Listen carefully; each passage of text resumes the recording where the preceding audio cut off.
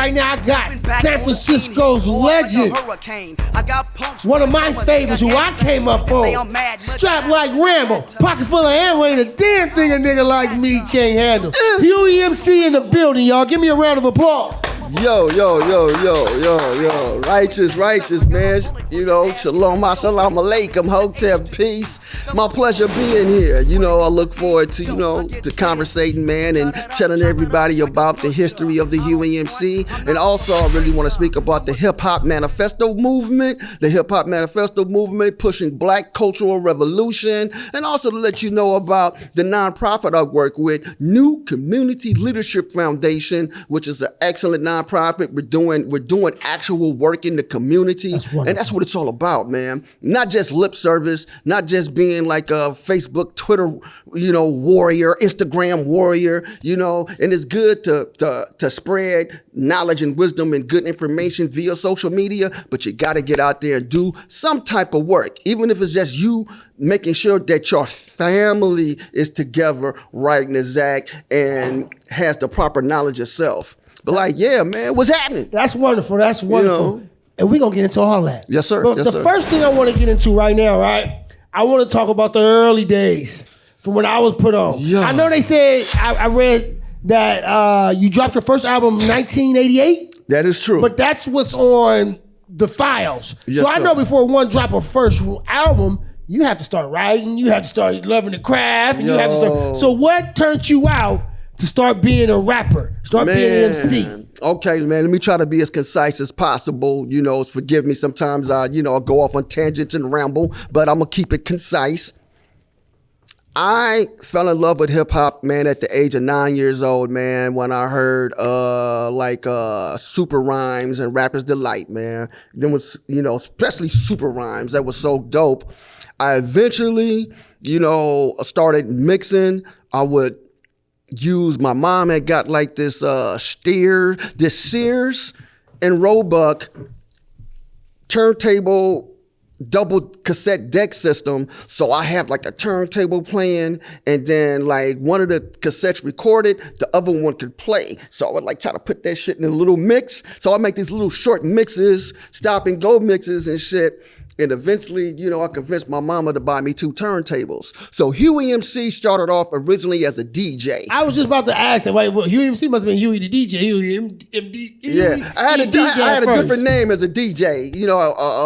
I used to call myself the hip hop rocker, HEG. And then I had another name, Dr. Deep. And reason why I chose the name Dr. Deep, because Dr. Dre and the Wrecking Crew was so dope. I was like, man, I gotta be a doctor too. So I picked that corny ass name, man. Hey, people don't remember that Dr. J. J. Motherfuckers don't know, man. Wrecking Crew, you know, right? Arabian Prince, Egyptian Lover. You know what I'm saying? I was in the mix with all that shit. Did you strike the shit? Did you break dance? Man, I could never really dance good enough to be a strutter, but I would make the music. You know what I'm saying? That's part of it. Yeah, I used to be a little motherfucker going down to Fisherman's Wharf with the homies that could strut, and I'd be in charge of starting and stopping the boom. My goodness, yes. And then I walk around with the hat, you know what I'm saying? And collect the money. And some people still down there getting that money though. I see them. They be down there in Powell Street. So shout out to them people that still getting shout money out to Lonnie Green and all the whole old school Demons of the Mind clique. Them was the original superstars in the city, man. Especially Filmo. For the public? What man, shout out to Lonnie Green, man. You know what I'm saying? Larry, Aaron, the whole Demons of the Mind clique, man. And I really love how Lonnie Green is keeping the movement pushing, man. With his Strutters Room movement and making people recognize the contribution of dance in the community. Lon likes to call it the day before hip hop, but most definitely it got to a point where strutting and boogalooing became thoroughly integrated into hip hop. Our movement was a little different, of course, than the movements back east. Hip hop originated back east. So, you got the whole B-boy thing and all that. But we got a really rich history and culture out here. Graffitiing and the whole 9 yards, man. Okay. Yeah, I tried graffitiing once. It didn't work out for me. And I was like, well, you know what? If it's not going to pay me, I don't think I should be going to juvenile. It's not worth for me to attempt to go to juvenile. Yeah. So I'm going to pause on this graffitiing thing, tagging on buses and running from operators. I said, nah, if I'm going to go to juvenile, let me go for juvenile for trying to get some money. Yeah. So, but my graffiti days didn't last long. Yeah. All right. So you said, what age again? I want to hear that again. Oh, man, like when I was doing all this back then, like I was about like 12 years old when I started DJing and all that. You know, I used to DJ weddings and all kind of shit, man. Serious? Yeah. Wow, I started never knew that. Yeah, I used to DJ. I used to DJ in the in OC projects, man. We had like this rec center, and so I would do parties down in the rec center. You know what I'm saying? You know, and I would you know, like I said, my mama brought my turntables. So she was into music? No, she just was like, hey, my boy like this stuff. I'm gonna get him some turntables. That's awesome. Investing in their son. But these was like some JVC Sears. Like they had pitch control, but they was belt drive. So anybody that's a DJ, you don't want a belt drive turntable. You want a direct drive because after a while the belt starts wearing down and your pitch control, it gets funky and all that. But like, that's what my mother could afford, God bless her, but I would be battling dudes that had 1200s. It was this dude, this weird ass dude named Donnie Bell, man. Like, I'll drop lugs on fools, man. But Donnie Bell had Technique 12s and he would let certain youngsters use his Technique 12s. So I'll be battling them dudes. You know what I'm saying? I'll be battling them dudes, man, with my little JVC turntables and hanging in there. Mm-hmm. But then, later on, like eventually my pops brought me some 1200s. My dad drove Muni, so he had a little bit of chips. Oh yeah, he was getting them cheap. Yeah, back in the day, that's when you can afford to buy a house. When man. You can afford to buy one in San Francisco. You can work for the city and actually purchase something in the city. Man. Now if you work for the city, you gotta move to Antioch. You gotta move to Pittsburgh to buy a house. But we ain't gonna speak on that just yet. We coming for y'all because the check ain't right. But like, yeah, man. So like, once I got them 12s though, woo, man. Shout out, rest in peace to Chuck Lovebug, Chuck Roll James, Fulton Street OG, rest in peace, man. That's who taught me how to DJ. Because weird ass Donnie Bell would never let me in his punk ass house long enough to DJ. No shout out to Donnie Bell. Yeah, Donnie Bell. No shout out. You don't get the shout out. Yeah, Donnie. Yeah, man. Show love to the youngsters. Always give game when you got game to give. Right. Game ain't to be hold on. Hell, it is just for you. Yeah. You're supposed to pass on the game when you get some. So shout Donnie Bell. So I had to go way down 2 blocks to Fulton Street, man, to learn how to DJ, man. So, but like, yeah, Chuck Lovebug taught me how to do all of the, like a lot of the it's time, all the shit that was trick shit back then, and then that's when he actually taught me how to do like what you call a transformer scratch. That's when that shit was just starting to become like, ooh, wow, nigga, transformer. I'm going to pause you right there. You're going to have to break it down to the people because we don't know what a transitional scratch is. So give us the definition and how that really works. So nowadays, most DJs, when you hear them cutting, they incorporate the Transformer scratch all of the time. And if you ever watch the Transformers cartoon, like when they're transforming, they make this little sound like... I can follow you. Yeah. And so that's why we call it a Transformer scratch. And like, DJs, when you knew how to do that shit, like, man, you was a nigga. Yeah. And the better you could do it, the more raw you were, But I was always kind of writing rhymes in the background. I used to DJ from a homie named MC Snook, rest in peace, Snook. We had a crew. It was called the OC crew. He was the rapper. I was the DJ. And after a while, you know what I'm saying? Like Snook switched up DJs and like I ain't have a rapper or nothing. I started writing like little rhymes to myself. And the first rhyme I wrote that the homies liked, it was about my homie Littlewood from OC, Big Littlewood. And he had got wrapped up and sent to YA. And I remember the day, like when the narcs, it was like the police department, like, and he was running through the projects and, so I wrote a rhyme how he was shaking the narcs and he was trying to get away, but they finally tackled him and got him and all this shit. And I remember I spit it up on the 7th floor at the homie Lonnie McDonald's house.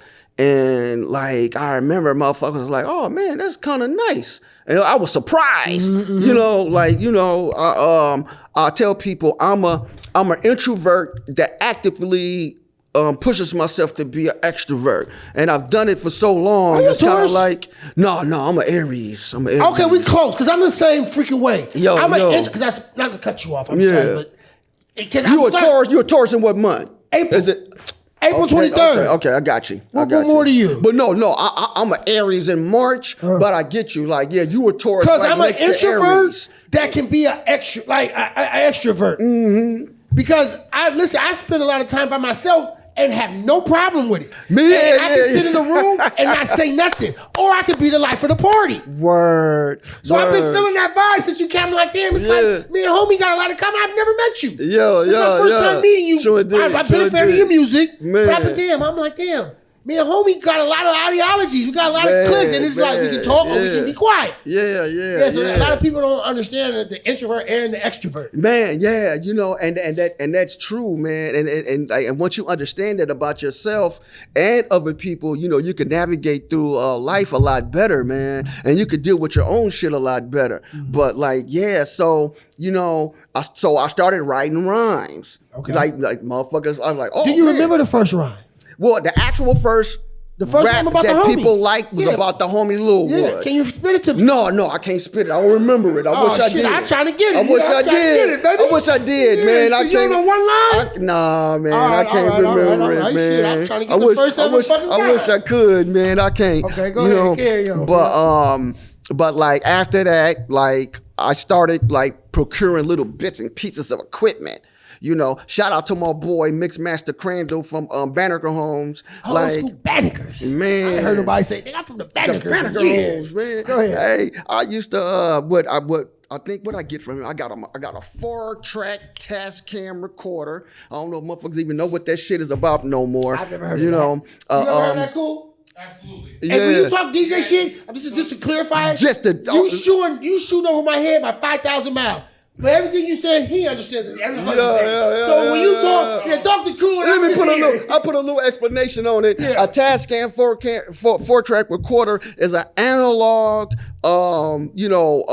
actual piece of solid equipment that you could record 4 tracks of information on a special metal.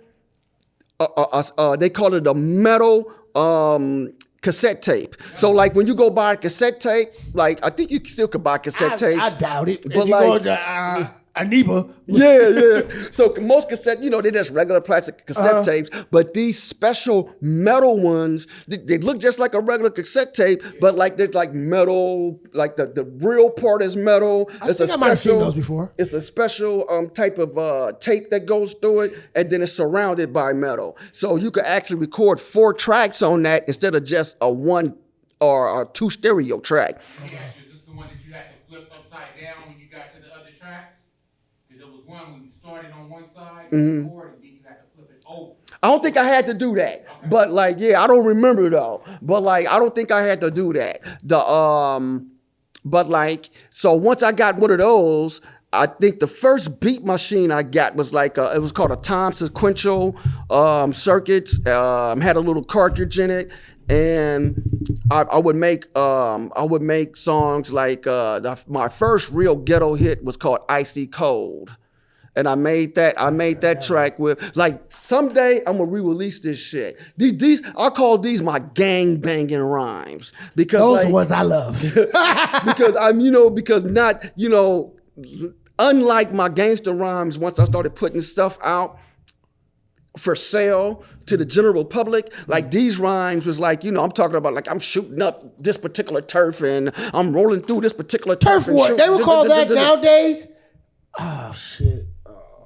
Drill music. Yeah. I got brain fart for a minute. The but drill music. And drill music. I had And me as an OG, see, that's what I don't understand. Like, soon as I started my record label, I knew it would not be cool for me to sit up and make a record that I'm selling everywhere, talking about shooting some dude on the corner in Hunters Point. Like, why would I do that? Like, that don't make no goddamn sense to me. But, these youngsters grow up in a different age. They're exposed to a lot of misinformation and twisted media stuff. Yeah, they got it all fucked up. But I understand, this is why I don't go too hard on the youngsters, because I remember I know I ain't gonna say I know exactly how they feel, but I can understand it, because I felt the same way about my hood, my turf, and about somebody killing my dead homie and me wanting revenge and all that. But then at the same time, thank God I had enough sense. Once I started an actual business and an actual company, I knew that would be detrimental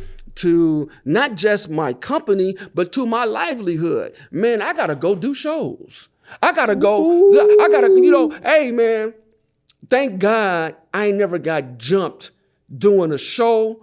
And it came close. I was just about to add, like, just from being from Fillmore alone, like doing a show, you ain't even have to say like you shooting up somebody else's hood. But being from Fillmore alone and you get caught somewhere leaking, your ass is grass. Bro, let me tell you, I had a manager, OG dude named TJ, used to always book me shows in East Oakland. Not just Oakland. Let me get you back on the mic, you. I had a manager named TJ that used to always book me shows in Oakland. Not East Oakland, deep East Oakland, 98 golf links, the roller skating rink. Is it deep East Oakland motto? Deep East Oakland, bitch, I ain't listening. Hey, let me tell you, this is how I knew I was good. Like, really, really, more so than the homie saying, like, oh man, that rhyme is good, you should keep rapping. Like, once I started making music and I started doing shows, I'm at a roller skating rink deep up in Oakland, and I was spitting It's the Game. I just made It's the Game. It's the Game. Everybody know I'm from Frisco. You know what I'm saying? Yo, 1988. Niggas had hands on their hats and shit, said 5 and shit, all the shit. Okay. Look, I spit it. Motherfuckers was like, whoa, yeah, that's dope. They was feeling it. And another crew from Frisco had came up.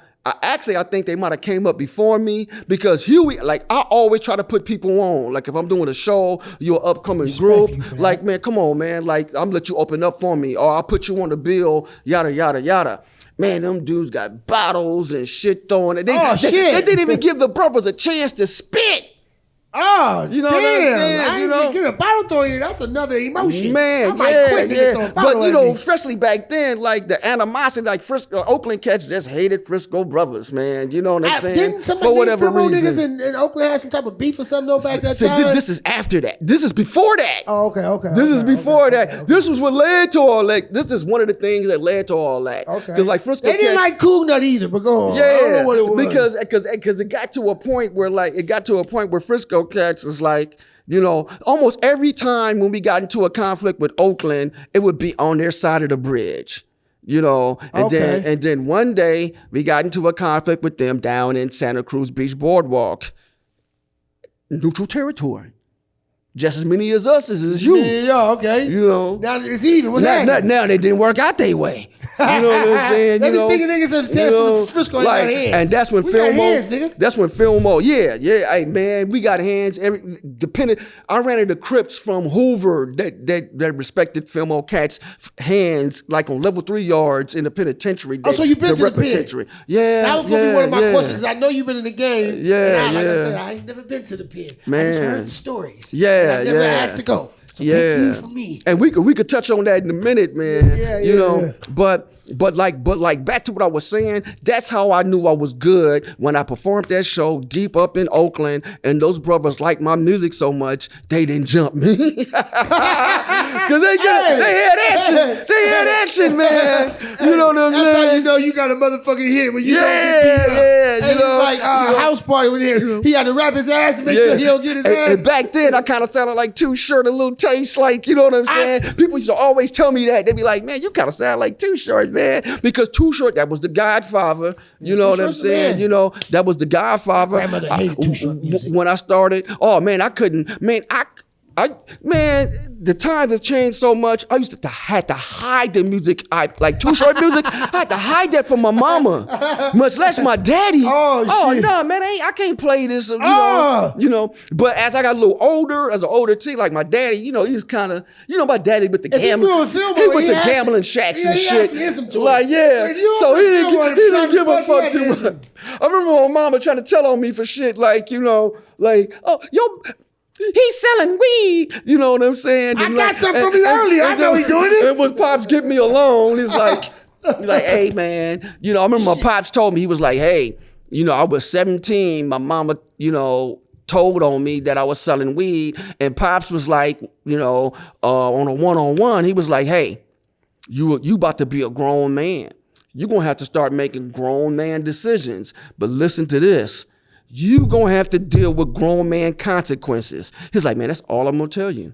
Ooh. You know, I ain't gonna tell you not to sell weed. I ain't gonna tell you to sell weed. But I am gonna tell you, when the consequences come, you gonna have to deal with them as a grown ass man. You know, was he lying? You know, oh no, he wasn't lying. He wasn't lying.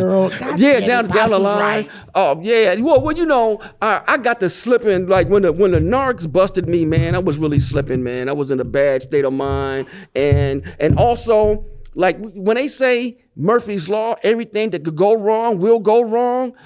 Almost everything went wrong that particular moment when they raided my spot, man. Like I had my money all stashed somewhere else, but I had the fucking keys to my safe at the house at that time. Never did I usually keep them shits there. I had ammunition and guns at my house at that time. Never would I normally keep them there, you know. But the lesson to that too, though, the only reason them guns and shit was at my house, I'm listening to motherfuckers that I rock with, like talking about, man, we about to go to war, we about to go do this shit and da-da-da-da. And I had got to the point in my life where I was like, you know, well, check this out. Like, I done put enough work in and all this shit, like I ain't gonna be the motherfucker going to do this shit. But check this out. If y'all really feel so serious about this shit, I got some things for you. I want to ask you a question. You know? I'm gonna need you to lean in because I'm gonna whisper it into your ear. Okay. I want to ask you because I can't say this name. Yo.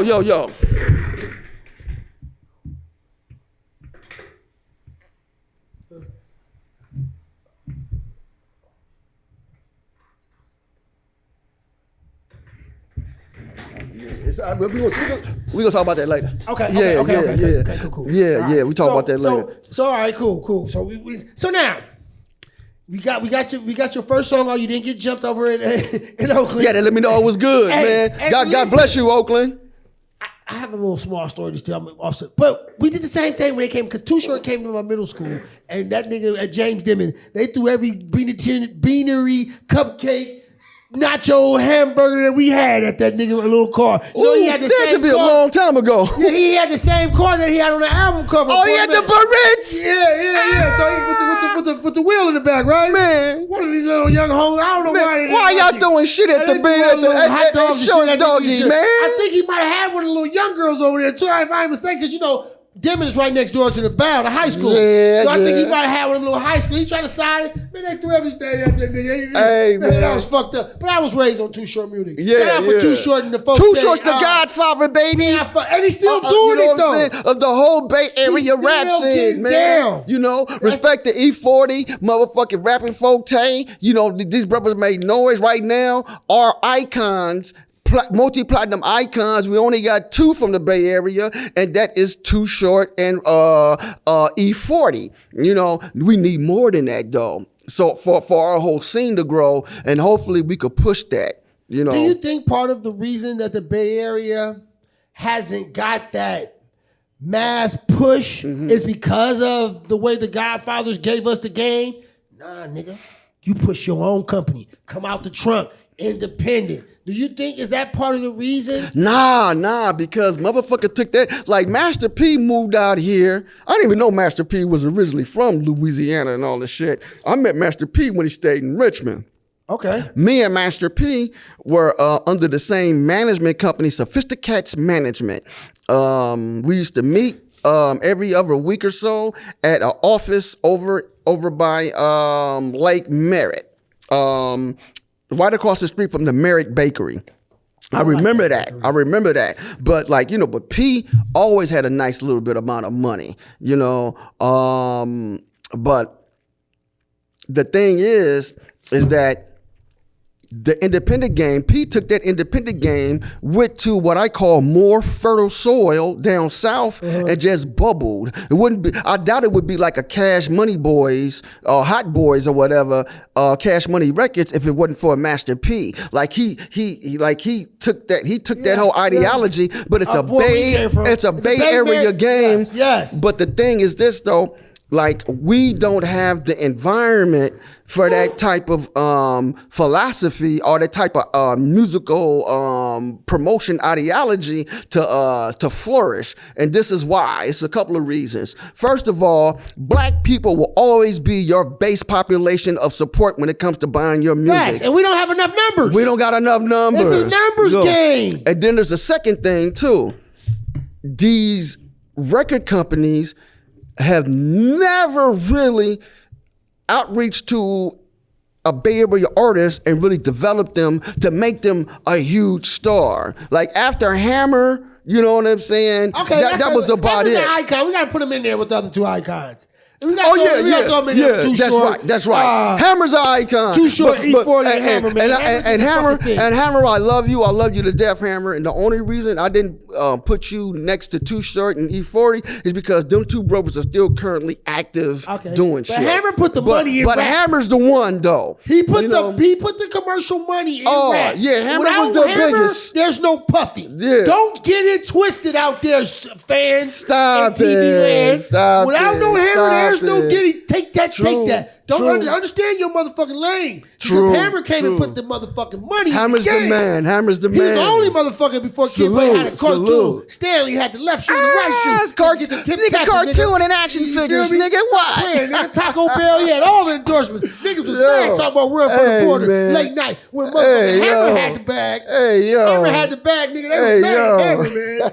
No, Oakland boy that made good. Went from a goddamn, what was he, a bad boy? Bad boy, nigga. A bad boy to being Batman of Oakland. Man, yo.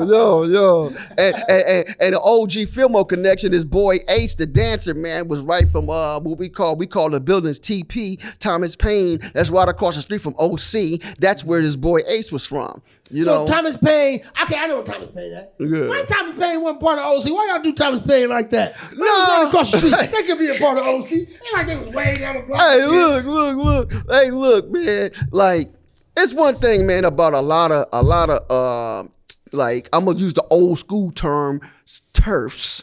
Ooh, I love old school, like a lot of turfs in Frisco, like OC cats were really selective about who could be OC.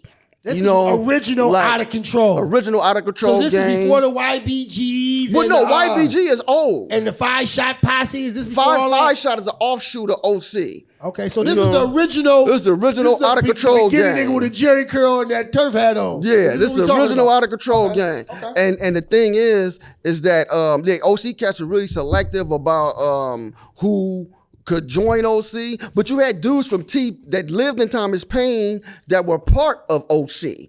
You know what I'm saying? So, like, you know, the thing is, this is the thing about Frisco cats, period. I really feel too many Frisco cats, everybody want to be a chief. But see, this is what I would say. If whoever was the chief of OC, this is how I would think. This is fucked up. This is a fucked up mindset, but this is my thinking. This is how I would think. Whoever lived in Thomas Paine at that time and that was coming up to OC, if I was the chief, I'd be like, nah. You stay down there in Thomas Paine and start our chapter over there.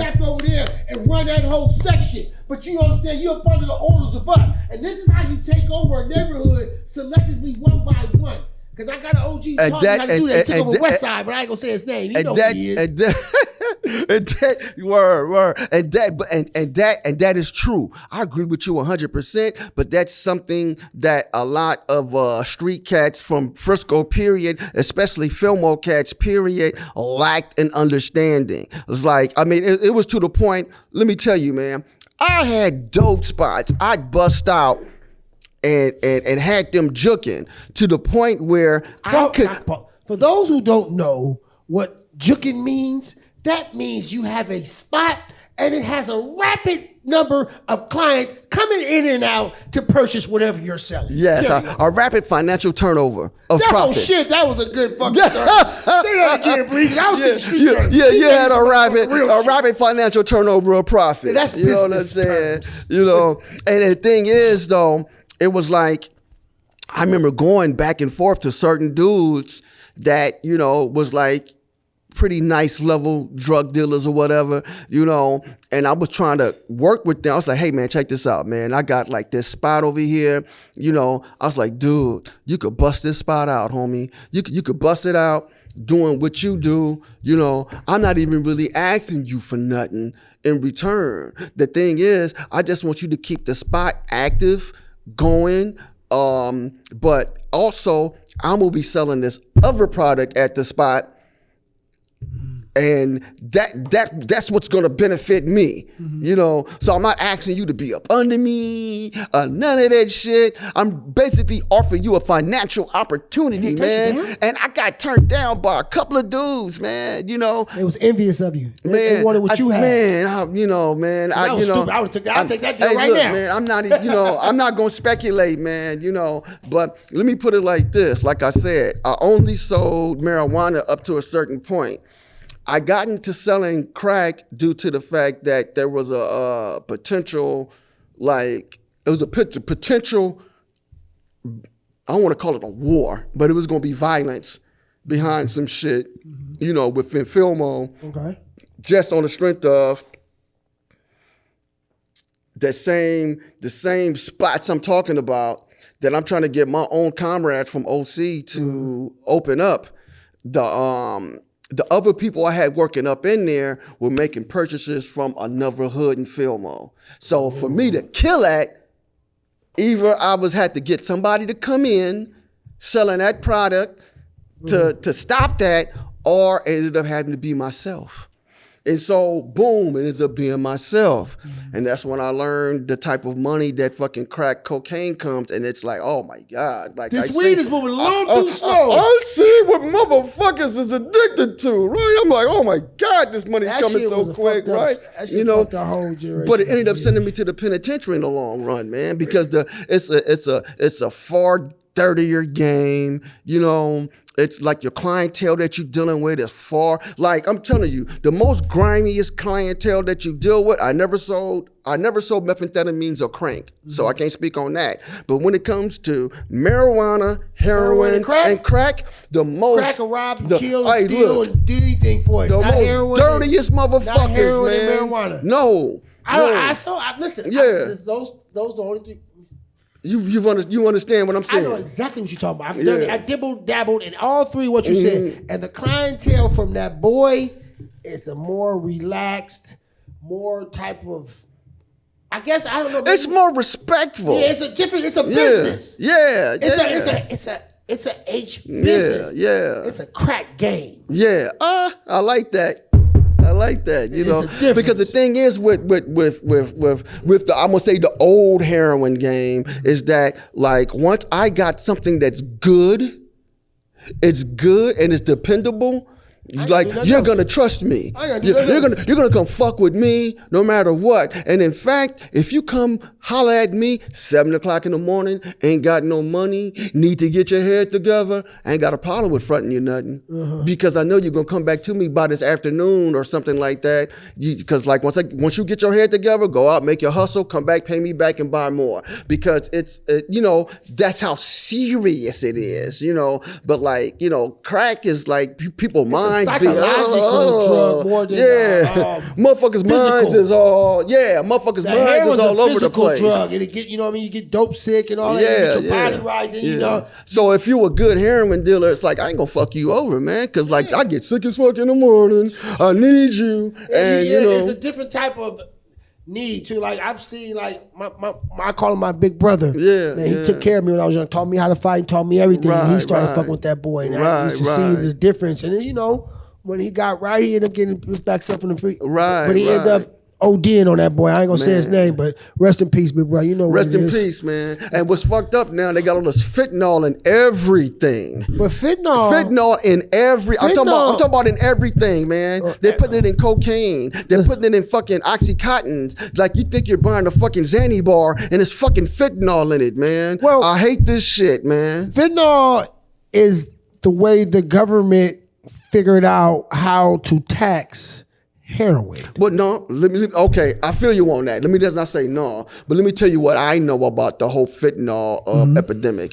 First of all, fentanyl originally comes from China. The Chinese are manufacturing fentanyl fist over barrel. Now, let me finish. Let me finish. Now, West Coast heroin traditionally comes from Mexico. Yeah, we have tar, we have China white. Well, with the China white, traditionally you got to go. It's East Coast. It's an East Coast thing, and that mostly comes from the triads, the Middle East and the Chinese triads. Let me finish. And the Chinese triads. Now, Mexican cartels started manufacturing fentanyl. First, they started buying fentanyl from China, and they would add it into a concoction that looks like heroin, but it's really fentanyl. You know, fentanyl is hella cheaper to produce than heroin. Hella cheaper, and it's year-round. Heroin comes from a poppy plant, and you only can process it like seasonally. So you making my point for me. I don't want to cut you off, but I wanted to say the whole game is to control the drug, because if it's naturally grown, it's naturally grown. So how can we make it synthetic? So we need to make the same effect with the heroin. So they started with the oxycodone. They've been going down this path. That's what the whole Afghanistan thing was about, the whole war. You know, it wasn't about Saddam and all that, Afghanistan. Right. It was about the plants in the poppy field. They needed to occupy that patient. Do you know how the opiate epidemic started, though? Through the war of Vietnam. No, it was from these big, super rich ass pharmaceutical companies. I'm talking in the pill form. Yeah. Yeah, I know the story. Yes, you're right. I know that story, but go ahead, tell it. I know it. They got a lot of people in America addicted to opiates. Now once they couldn't get as much opiates as they needed from their clinicians and their pharmacists, now they gotta use heroin and morphine. Yes, but that was for the street dealer. But the government is never about for the average person. No, but it's always about the government is the biggest drug dealer, right? So it's always about the drug. Every drug that somebody takes for an ailment, that ailment was caused unnaturally. There's no natural disease. All the cancers. I got to disagree with you. Hold on, let me finish. There's natural disease. No, listen, let me finish. Let me hear me out. Cancer, HIV, all that shit is man-made. And I'm going to tell you how. And if you don't believe me, look it up, because I know you like to look it up. There's patents on it. You can't have a patent on something that's natural. I'm going to agree with you on 90% Just look at it. I'm going to agree with you on 90% of that. I'm going to tell you how it's No, wait a minute. Let me explain, bro. Because cancer occurs in every organism on the earth naturally. No, the reason why people get... It doesn't. No, listen to me, brother. I'm listening. The reason why people get cancer, the natural reason people get cancer is because of radiation. That's not natural. The sun is natural. The sun is natural, but it's not. It does not give. Time out. The sun causes cancer. Okay, give me 5 minutes. Give me 5 minutes, and then I'm gonna tell you who it causes cancer. And I don't want to say this, but I'm going to say this. I'm going to say it causes cancer to one specific group. People. Okay, then, because somebody's not originally supposed to be here. So if a natural cause, if something natural. Listen, let's just be real. If the Almighty Creator The Almighty Creator will never create a habitat where it's one of its most valuable natural resources will kill the same thing that he creates.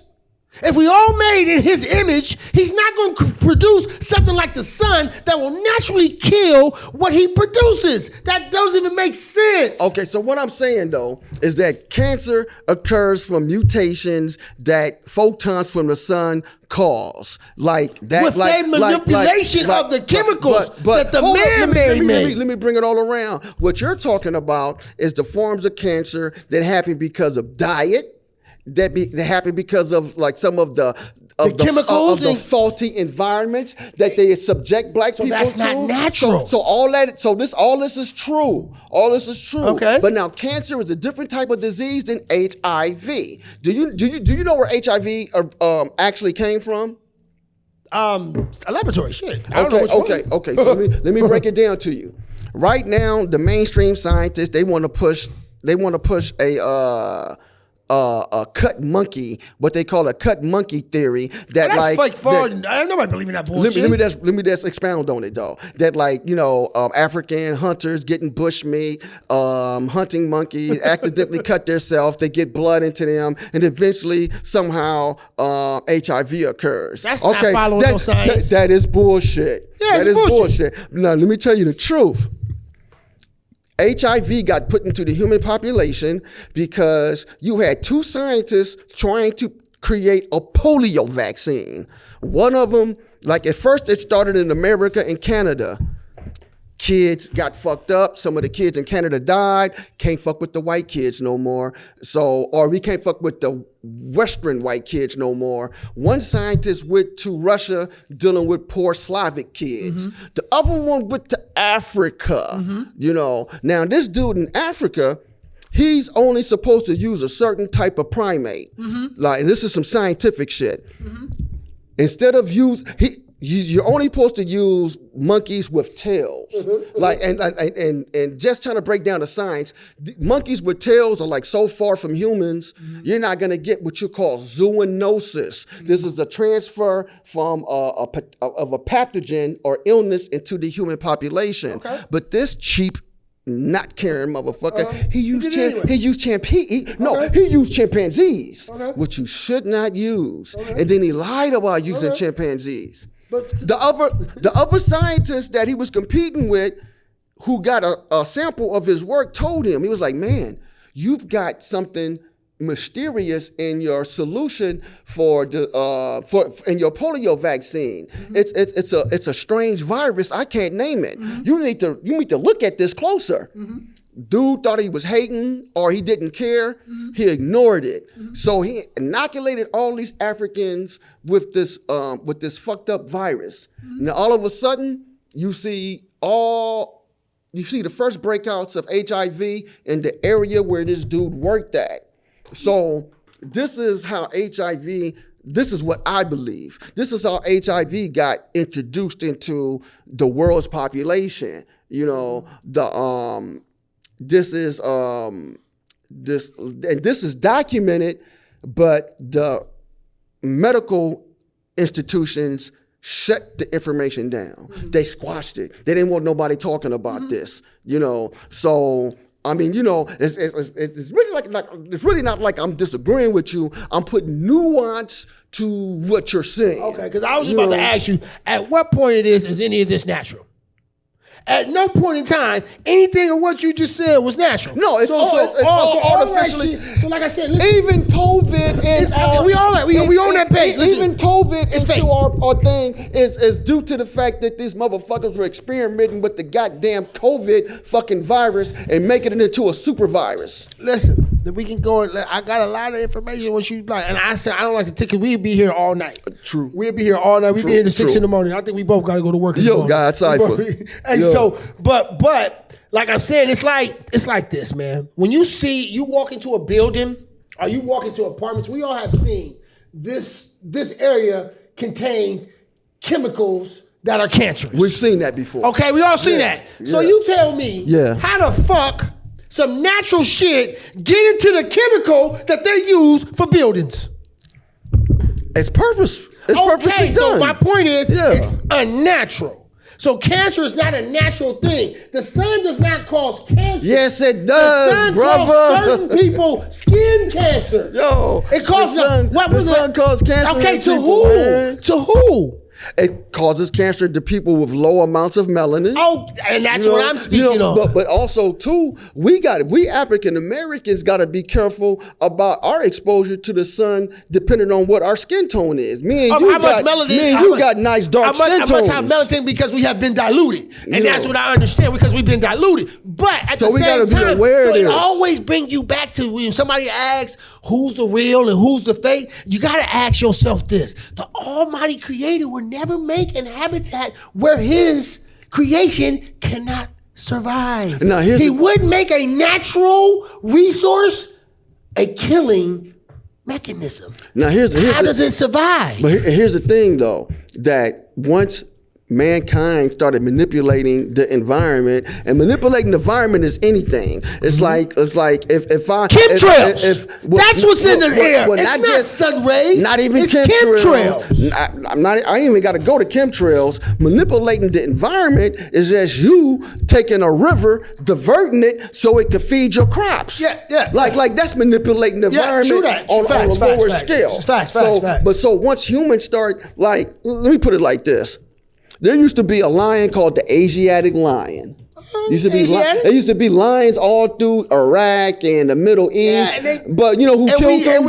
Yes, we know who killed them. And we used to cohabitate. They didn't bother us. Yeah. We didn't bother them. We had cohabitation. Humans killed them. And then we started giving them the taste for meat. The taste for blood. We started hunting them. Yeah, the taste for blood. The Romans was putting them in coliseums and shit to fight motherfuckers and all that shit. Listen, so we killed them. Fuck alone. If they're hungry. But the point is that humans have affected the environment for the negative or positive ever since we've been here. It's just a certain part of human, certain particular group. It can't be all because I'm gonna give you a lion story because we both remember this lion story, and this is a story what they doing to the lions. There was a lion in the zoo in San Francisco, and it was an episode. It was 3 Mexican kids, and you mean a tiger. Excuse me, yes, tiger. Yeah. There was a tiger in San Francisco we had in the cage. Right. Didn't bother nobody, didn't want to be bothered. 2, 3 certain young individuals, a little inebriated, came up there bothering this tiger. Idiots. During office hours, operation hours, tiger supposed to be at work, working. They threw bottles at the tiger. Tiger said, fuck all that shit, jumped the fence, and didn't bother nobody else. They all ran in separate directions. When the tiger starts chasing people. One went left, one went center, one went right. Tiger didn't fuck with nobody else. The 3 motherfuckers that was fucking with him. That is nature. Yeah, that's true. Okay. So what I'm saying is when shit is unnatural and it starts to get manipulated by men, and it don't be us because we don't have the money or the resources to take time out to go bother a whole nother fucking habitat because we don't get paid. We got to go to work. Yeah, and that's a whole nother discussion because I understand what you're saying. He's talking about like that, us as African people. We don't bother shit. That we've always been in tune with nature up until the point that we've been corrupted by the white man. We've been corrupted by the Europeans. We have European ideology now. Like the whole we thing, think like them. We are them with black skin. Like the whole thing. Well, not all of us. Not all of us. I'm saying for the majority, they have started. Many of us have that. Our ideology has turned into Western ideology. We believe in their God, and their God is money. So we have to unteach that. The last chains of slavery we need to break are the mental chains of slavery. Those chains are the strongest chains. And like, for example, the genocide in Rwanda, that is rooted into the French colonial occupation.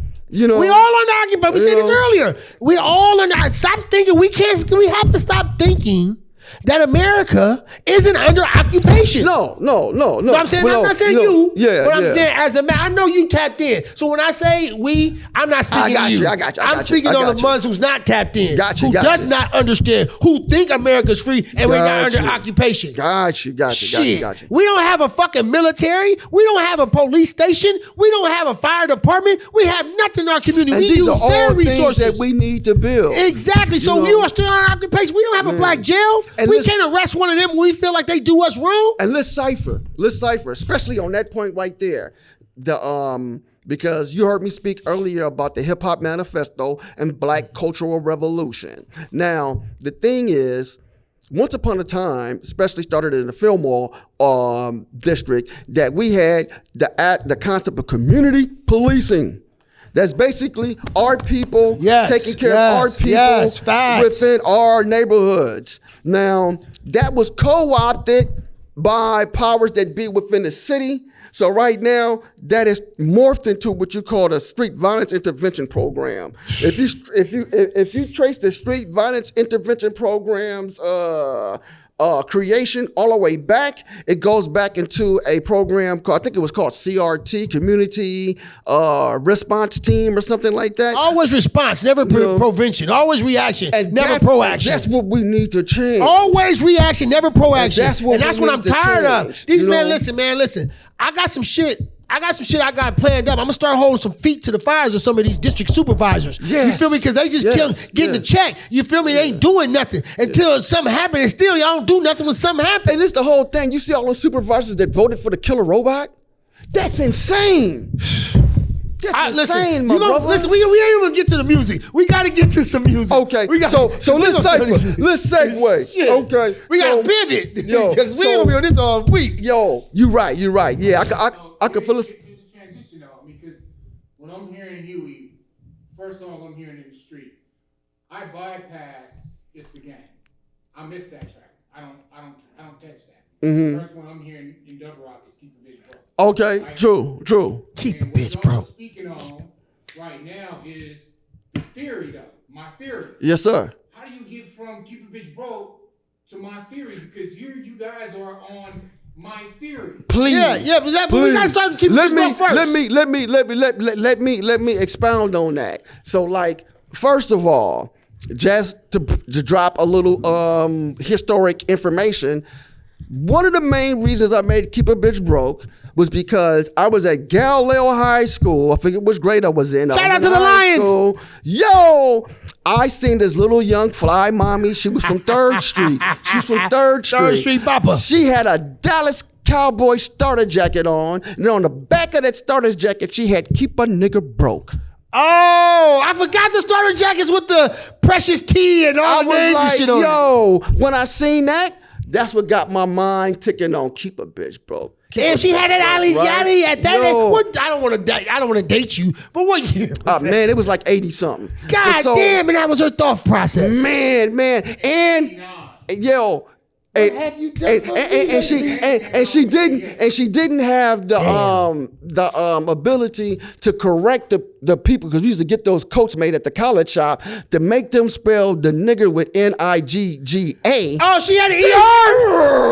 Oh, you dumb man. How your mama let you get out the house with that, girl? I was like, yo, take that shit off, right? But like, keep a nigger broke, huh? and I might have seen that in 88 or some shit. Like, it took a while before I eventually got to Keep a Bitch Broke, but that was one of the main jewels that dropped in my head to create that song. Now, when I made Keep a Bitch Broke, I remember I was high as the fuck, sitting up in my room in the projects with a Casio CZ101 keyboard, and I was thinking, I wasn't even thinking of the rhyme. I was like, okay, I need a dope ass beat. So I'm fucking with the keyboard, and then I hit a do-don, do-don, do-don, do-don, boom, boom, do-don, boom, boom.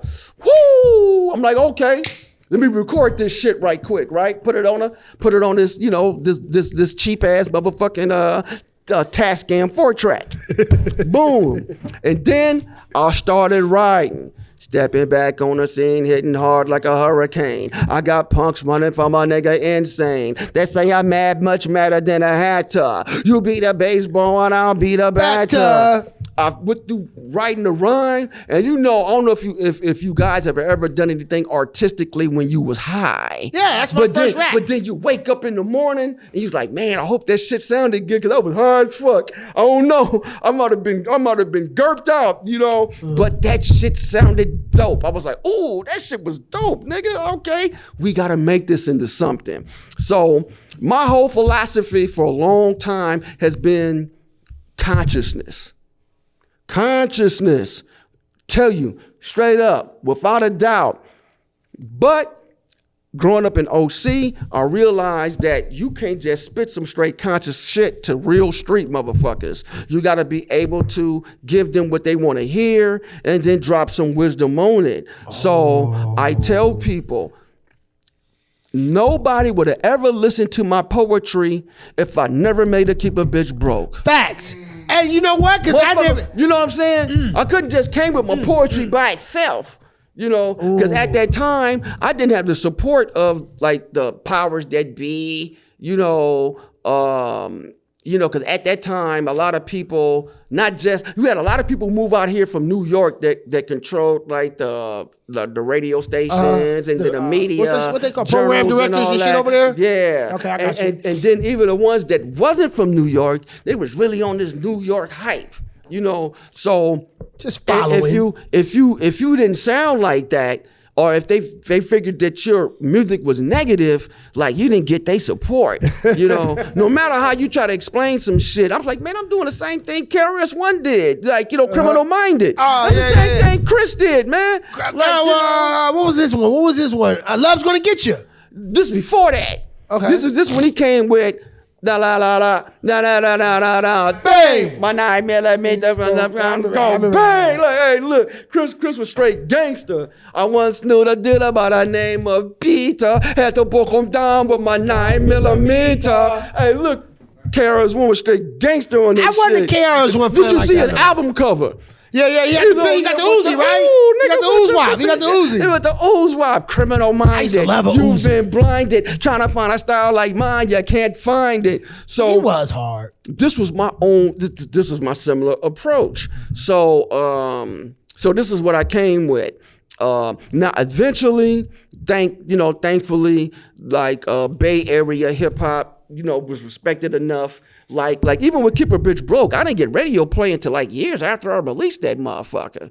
You know what I'm saying? I thought you was gangster first and went political later. I never knew to this day. Well, you wouldn't have known it because I never released anything that was political. I didn't really get a chance because I already tested the temperature of the homies in the hood.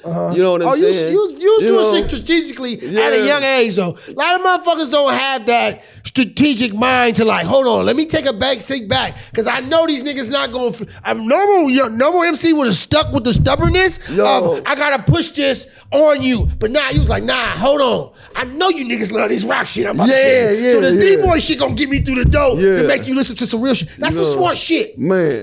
That's kind of like that's kind of like tricking us, nigga. You trick me. But I come from the streets, so I love that shit too. Yeah, that's just dope. So it was easy. It was easy for me to spit a Keep a Bitch Broke gangster. Which one is easier for you to rap? The political and positive rap or the gangster tip? They're about the same now. Like now. No, in the beginning. Oh man, in the beginning, shit, man. Damn, man, in the beginning. In the beginning, at first, it was the political shit. So I had to steer myself away from it, But then after a while, it was really easy for me just to spit some gangster shit, But like, it's like, man, every hindsight is 20/20, man. A lot of things I'd have done differently, but also at the same time, like I had to walk this route through my life to learn about like myself and my people and my culture, And hopefully, especially when it comes to this hip hop manifesto ideology, is giving me all this time to really formulate it, to really recognize what we need to do and recognize what are the obstacles in front of us. Because really, we need to spit positive messages within our music. Before man. you get into the how do you call it again? The manifesto? Yes, sir. Before you get into the manifesto, I want to touch a little bit more on the early start, because when you get into the manifesto, I want to stay there. Yes, sir. Yes, sir. I want to stay on that positive. So I want to give people who's younger than me, who's a little, I need them to know about, you know what I mean, your trials and tribulations as an artist, and what they can probably learn from you. Yes, you know sir. what I'm saying? Because you first of all, tell them about your credentials, how much credit, how much work you've been putting in. So what is that, 40 years, 35 years? Shit, yeah, something like that. So you feel me? So you said you taught JT. You feel me? You taught you gotta tell these folks. It's like, I can't tell them. I want you to tell them. Nobody can tell your story like you tell your story. So far as musically, you know what I mean, coming up. And oh man, put the streets and film mode together. That's a lot to deal with. You dealing with drug dealing, rapping, street niggas, and you got a political revolutionary mindset on top of that. Yes, sir. That's a gumbo pot mixed of a real soldier. That's what it really is. Yo. Well, like the thing is this though, like I said earlier, like Huey MC has always been the type of dude to try to put people on, you know. Mm-hmm. So me and X1, after I released It's the Game, me and X1 had like this little collective. We would all meet at X1's house. Mm-hmm. So like I had one group called the Men of Blackness. That was like a positive. They came out with a conscious trademark that you'd have got paid. I know, right? And then the other group, you know what I'm saying, was part of the Gangsta Knowledge group, you know. And so my boy Anthony T-Mar Morris him and Schwinn used to come through. My boy, this cat named Black Book was a positive rapper. Rest in peace to Rasta George, an international job posse. Sister Goldex, Curtis X. They would come through with the with the knowledge cipher. But then OC Dre, rest in peace. And of course, it was JT the Bigga Figga, Demo. Seth the Gaffler. Shout out to my homie Seth. And they would eventually become the GLP. You know, now mind you, I'm telling you, like I was a marijuana dealer. I'm not getting big super crack cocaine kick money. And so in order to get JT and them out, like I would talk to certain investors, you know, and to make a long story short, you know, instead of me being a part of the whole thing, it ended up being JT and other investors, and they went out and did their own thing. So that's, you know, that's a fig move. But it was a fig move. That's what it's called, a fig move? It's a fig move, you know. But the thing is, I mean, okay, you know, that helped establish a lot of film or hip hop history. But like, you know, a lot of these dudes didn't know how to start a record company and all that. Like, you know, even like Buck 50 Records and shit. Like I showed them how to go about getting the paperwork together. Mm-hmm. Them was the first people to put out San Quinn. Mm-hmm. You know, I don't know if they released San Quinn before I did, but like I've got San Quinn on my Mob LP when he was 15. But I think they released something before he turned 15 on their label. He was Quinn is a prodigy. A prodigy. Shout out San Quinn. I've been knowing Quinn as a friend. You know what I mean? Before as an artist, you feel me? I like him and Fonzo Williams and shit. Shout out Fonz, free Fonz, nigga, free Fonz, straight up, free my nigga Relly. But I knew them before. You know what I mean? They both started doing what they doing. Yes, sir. And just to say that Quinn was a prodigy, yo. Man, and if you would have told me like at then. Not saying that means anything like the big, but I was just for sure he was the rapper that was going to be big. Well, he was supposed to be, man. When I say big, just the corporate big, like supposed to have all the eye candy that come with the game. He's supposed to have the $1 billion plaque, exactly. The platinum plaque. Yeah, like not just the Bay Area legend. He was supposed to be at least a United States legend, hip hop legend. He was a prodigy, man. Ain't wasn't no young nigga fucking with Quinn. No, wasn't no old niggas fucking with Quinn. Quinn was hard. That nigga said some shit at 12, puffing powder, smoking the fire. I said, what that nigga say? Sugar Dale coming through with a 9-0, puffing powder, fucking all the fine hoes. Man. I said, what this young nigga talking about? That nigga was a beast. Man. And here's the thing, though. You know what I'm saying? God is good, man. We can see that resurrect. But that's one thing, especially Fillmore cats, man. Like Frisco cats as a whole, we got in each other's way. You know what I'm saying? It's like, man, ain't no reason. It's a whole lot of shit behind the scenes that kind of stagnated Quinn. None of it. Well, from what I know, none of it is his fault. Motherfuckers, not wanting to relinquish contracts and all this other shit that could have let him prosper to another level. But we got to stop doing shit like that, man. Yeah. And also, when it comes to Frisco, Fillmore hip hop, it's like, it's like you get a lot of people in these positions and they always want to be the main motherfucker with the shine, And this is one thing I love about Puff Daddy. Puff Daddy was like, you know what? I'm not the best rapper. But I got this dude named Biggie that can spit hella hard. And you know what I'm going to do? I'm going to dance all in his videos right beside him. While he's spitting and he's elevating his shit, I'm right there with him. You know what I'm saying? Mm-hmm. I'm gonna be famous right there with him, but I'm not gonna subvert his music for me to put out my bullshit ass or my subpar record when this dude right here is the shit, man. We both can ride. See, you speaking from inside information because I'm listening to you. I'm deciphering what you're saying. You feel me? So the listeners out there, if you can't decipher what he's saying, that means you listening slow. You need to learn how to pick up on game. Man. I know. Listen, he just spoke a different language to me right now, and I understood every language what he said without having to name and having to get the name dropping. Listeners, he said shit without saying shit, and shout out for you to keep it at 100 without having to name names and throw a nigga under the bus type of shit. If you know, you know. But I can read between the lines. Because I've gotten to that what you want to call the mad, angry rapper mode, the old mad rapper mode and shit. Like fuck. Tell him why you mad, son. Fuck that nigga, man. But motherfuckers,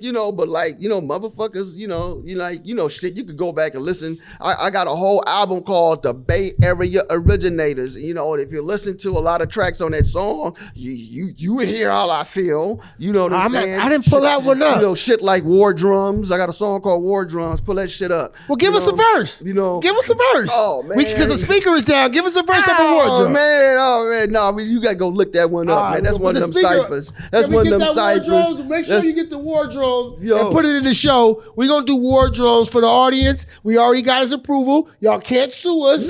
All right, shit. We got his approval. We heard the man. We're going to play War Drums, and we're going to give this to you. So when we edit this session, the session's coming on with War Drums. Am I right, engineer? Yes. All right, cool. It's coming with War Drums. So whoever fucked over Huey, y'all getting exposed now. I mean, and the thing is this, though, because like to keep it real, a lot of these things happened a long time ago, but like I tell motherfuckers, man, like I carry a grudge like a mad Muslim. Like they say an elephant don't forget, because I look at shit so deep, man, because a lot of the times it just ain't about me. That's a me over we. I mean, a we over me attitude, and a lot of people don't get that. It's like motherfuckers made moves that stagnated our whole movement, and some people don't look at it like that. You know what I'm saying? It's like, I could think of situations, where certain artists were supposed to sign with like artists that had connections with major shit, but motherfuckers blocked that shit. That's a whole motherfucking life. It's like you done blocked my life. See, blocking my blessings. That person ain't me. Like, I don't know what I would do in that situation. I call that, you don't have the middleman mentality, so to speak. I call that. I like I said, somebody I've known dealt drugs in their previous young life, sir. And they would never stand in the way of two motherfuckers trying to get some money because they wanted to eat off of them constantly. Like, people. But here's the thing, though. When it comes to hip hop, you could easily do this. Let's say you the hot new motherfucker that's under my independent label. I got you signed. But motherfuckers from, let's just say a motherfucker like the baby want to sign you, right? Take your little money, get out the way and send it. Check this out. How much you want, baby? You know what I'm saying? Yeah. How much money do you want, baby? And if I'm the kind of motherfucker, I call it a Joe Louis contract. Like, if you understand the history about the boxer Joe Louis. I don't know. I know Joe Louis. I don't know how his contract was situated. But, like, I could be like, check this out. How much are you willing to give me, you know what I'm saying, to sign my new artist? My current artist, okay, man, we're gonna give you 200,000, you know, but we want everything cut and dry. You have no more rights to anything. Da, da, da, da, da. I was like, okay, that sounds kind of. But check this out, man. You give me 100,000, but for the next 5 years, I want 3% of all of the profits. There's nothing wrong with that. You know, that's nothing wrong with that. That feels good to you, don't it? That's supposed to have that's how real game, because you're supposed to be compensated for the money you invested in it. But now, motherfuckers, you know, in some cases, motherfuckers would have done the dummy deal. Or in other cases, motherfuckers have straight blocked the deal because they just didn't want to relinquish the artist. So that's some bullshit. You know what I'm saying? That's where the term hating actually comes into play. They use hating too much blatantly for anything now. But what you just explained, that is, if I ain't gonna get it, I ain't gonna let you get it, man. And this is what we gotta get rid of in San Francisco hip hop, music industry. You know, and we have a whole new generation of artists coming up, man. And I see them working together a lot more diligently, a lot more, like they're connected a lot better. But like, we got to keep pushing it, But the thing is, what I want to implement within the consciousness of all hip hop artists, from Frisco to, Rhode Island, you know what I'm saying? From Detroit down to Dallas. I want nationwide, we need to understand that Black cultural revolution is a must. In order to do this, we need to push this hip hop manifesto movement, and basically what that is I'm not asking any hip hop artist to change their style. Keep spitting the shit you've been spitting, but at least on one of, like when you release an album, at least let one of those songs be a positive song. And depending on your budget, on which level you are within the industry, make a video and promote that positive song the same way you would promote like the blow 'em up, Billy Bang Bang, fuck a bitch every night shit. But I like that theory, right? And I'm just right now I'm gonna play devil's advocate. What you're saying is wonderful, and I agree with you wholeheartedly, yes, sir. right? But when we don't control the machine, how do we get that? Even if every artist did that, right? We don't own, to my knowledge, I'm not going to say what because I don't know everything. We don't own any radio stations that can say, we're going to play that. Mm-hmm. So even if the song is done and they fulfill the obligation, the content that you asked and gave the game and put the substance, put it in there, and the content is good and the music is a banger, i.e. Jesus Walks. How do we get that pushed if they won't allow it to be pushed? Well, here's the thing. Beautiful, excellent question. Now, here's the thing, though.